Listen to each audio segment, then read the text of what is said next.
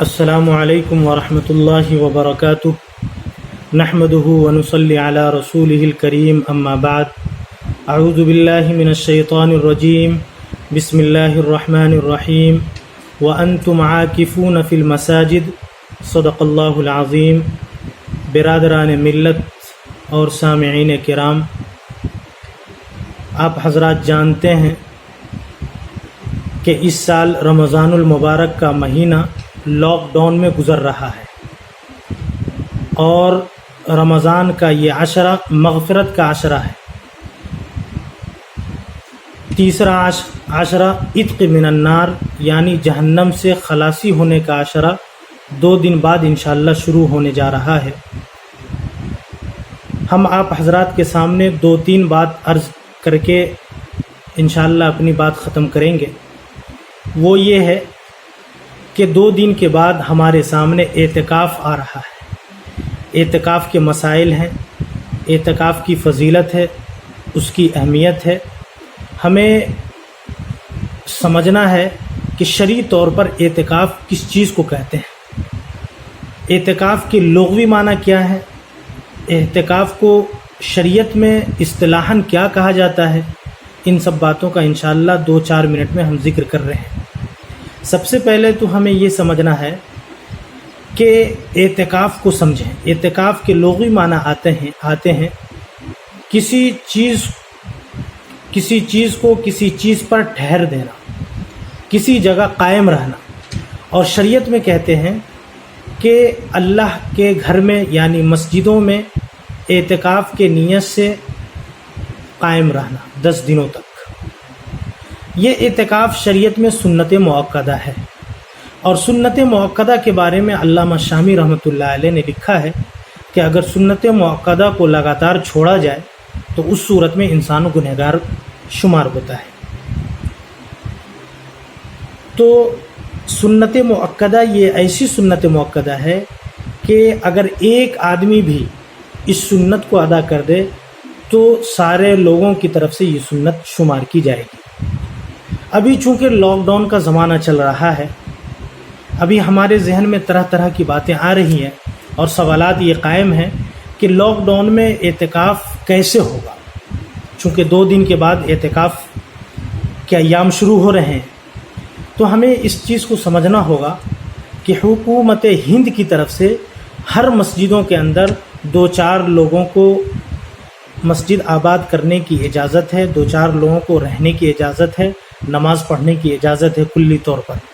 ان میں سے ایک تو امام صاحب، مؤذن صاحب اور 2-3 افراد اور ہیں۔ بہت سارے لوگ ایسے ہیں، حضرات ایسے ہیں جو اعتکاف کرنا چاہتے ہیں، ان کو اعتکاف کا شوق ہے، تو ان کو سمجھنا ہوگا کہ جو 2-4 لوگوں میں سے مستقل طور پر مسجد کو آباد کرتے ہیں وہ مسجد میں اعتکاف کر دیں، یا تو امام صاحب ہی خود ہی کر لیں، یا پھر مقتدی میں سے 2-3 مقتدی ہیں، ان میں سے ایک آدمی جو ہے نا اعتکاف میں بیٹھ جائے، اعتکاف ہو جائے گا۔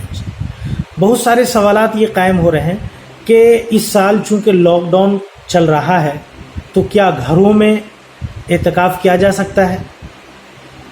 تو یہ مسئلہ سمجھنا ہے کہ مرد حضرات کا گھروں میں اعتکاف کرنا شرعی طور پر جائز نہیں ہے۔ یوں نہ سمجھیں کہ لاک ڈاؤن ہے چلو مرد ہی حضرات گھر میں ہی اعتکاف کر لیں، نہیں، چونکہ ہمارے سامنے ایک حدیث ہے، بخاری مسلم کی روایت ہے، حضرت عائشہ رضی اللہ تعالیٰ عنہ فرماتی ہیں کہ نبی پاک صلی اللہ علیہ وسلم مسجد نبوی میں اعتکاف فرمایا کرتے تھے، اور ان کے سر مبارک میری گود میں رہتے تھے۔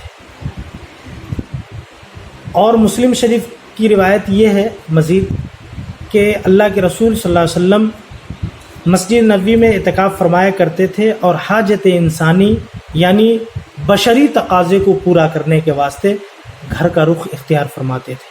تو اس سے یہ پتہ چلا، ان دونوں روایتوں سے یہ معلوم ہوا کہ اعتکاف صرف اور صرف مسجدوں میں ہی کیا جا سکتا ہے۔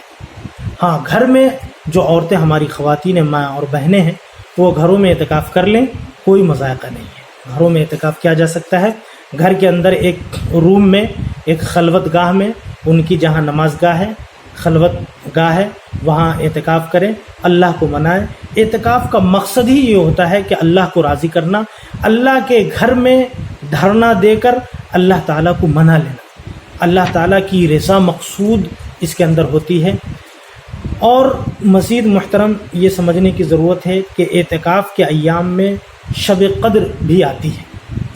شب قدر یہ تعین نہیں ہے کہ کون سی رات ہے، چونکہ آپ سب جانتے ہیں کہ شب قدر کے جو علماء کرام نے جو تعداد طاق راتیں جو لکھی ہیں، ان میں یہ ہے کہ سب سے پہلے تو ہے 21ویں رات، اسی طریقے سے 23ویں، اسی طریقے سے 25ویں، یعنی ہر ایک دن کے بعد جو ہے نا وہ طاق رات شمار ہوتی ہیں۔ اور ان میں یہ ہوتا ہے کہ اعتکاف کے شب قدر کی رات زیادہ انسان کو عبادت کرنے کا موقع ملتا ہے، اور ان کے اندر ان راتوں میں اللہ سے راز و نیاز کرنے کی باتیں نصیب ہوتی ہیں، اور اللہ تعالیٰ کے روبرو قائم ہو کر اللہ تعالیٰ کی عبادت کرنا مستقل طور پر آسان ہو جاتا ہے، اور وہ راتیں انسان کو مل جاتی ہیں۔ چونکہ لیلۃ القدر کے بارے میں قرآن نے کہا ہے لیلۃ القدر خیر من الف شہر، کہ یہ شب قدر ایک ایسی رات ہے کہ جو 1000 مہینوں سے زیادہ بہتر ہے۔ اور چونکہ یہ کرونا وائرس کا اس طرح یہ ایسی بیماری چل رہی ہے، آج ہمیں دعا کرنے کی ضرورت ہے کہ اللہ تعالیٰ اس بیماری کو پوری دنیا سے ختم فرمائے۔ اور چونکہ بہت سارے حضرات اور پوری انسانیت اس میں تباہ و برباد ہے، اور بہت سارے حضرات ایسے ہیں جو مستقل طور پر بیماری سے نہ بھوک مری سے زیادہ مر رہے ہیں۔ اس لیے اللہ تعالیٰ سے دعا فرمائیں کہ اللہ تعالیٰ اس بیماری کو ہم سب سے دور فرمائے، اور اللہ تعالیٰ ہم سب کو محفوظ فرمائے، اور اللہ تعالیٰ اپنے احکامات کی طرف ہم سب کو لانے کی اور احکامات پر عمل کرنے کی توفیق عطا فرمائے۔ آمین۔ وآخر دعوانا ان الحمد للہ۔